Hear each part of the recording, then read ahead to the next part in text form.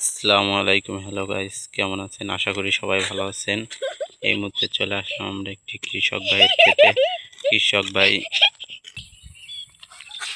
ভাই দেখা যাচ্ছে মাটি খুঁজে কি করবেন, কৃষক ভাইয়ের কাছ থেকে শুনবো। ভাই এনে কি করবেন? মাটি খুঁজতেছেন? ভাই বাংলাদেশে যে আমরা যে চাষাবাদ করি না, হ্যাঁ জি ভাই।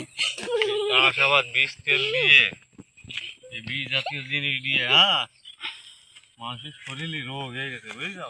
জি। এখন চিন্তা করলাম যে মানুষের কি খাওয়ানো যায়, তাই চিন্তা করলাম যে এর মধ্যে আপেল গাছ লাগাই দেবো। তাই বানে আপেল গাছ উঠে দেবো এবার। পটলের বানে বাংলাদেশে মানুষকে এবার আপেল খাওয়াবো, বীজ আর খাওয়াবো না। তে আপেলে বীজ কোনে পাইছেন আপনি? আপেলের বীজ চাইনার থেকে অর্ডার করে নিয়ে আসছি, করে আনসার বীজ করে। হবে হ্যাঁ, এই যে ঘাস পাতার মধ্যে হয় ও কোনোদিন? ঘাস পাতা হবে না তো ভাই, চাইনাতে আবার ওই ঘাস মারা ওষুধ দিয়েছে, ওই একবার দিলি না ঘাস আর জীবনে ফুটবে না, সে বুঝছি, বুঝছো?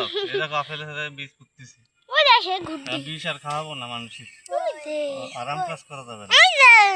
তাই আপেল লাগাই দিচ্ছি, মানুষ আপেল খাবে, ভিটামিন হবে। সারা দিচ্ছে না? বুঝতে লাগাই দিছি আপেল গাছ, তো জেনে মরে যাবে না, কিন্তু চারা নিয়ে অনেক উঠে লাগাই দিবা না। এখন এই মানুষের খাওয়া ওইসব বিষ বিষ টিষ না দিতি, বিষ না দিই, সবাই আপেল লাগাই দিত আর আঙুল ফল লাগাই দিত। তো গাইস, ভাইয়ের মন্তব্য শুনলেন। ভাই হলো আপেলের চারা দিচ্ছে, আপেল লাগাবে, চায়না থেকে বীজ নিয়েছে, কোরিয়া সার্ভিসই মাঠে লাগাবে। আপনারা সবাই ভাইয়ের পাশে থাকবেন, লাইক করবেন, শেয়ার করবেন। যদি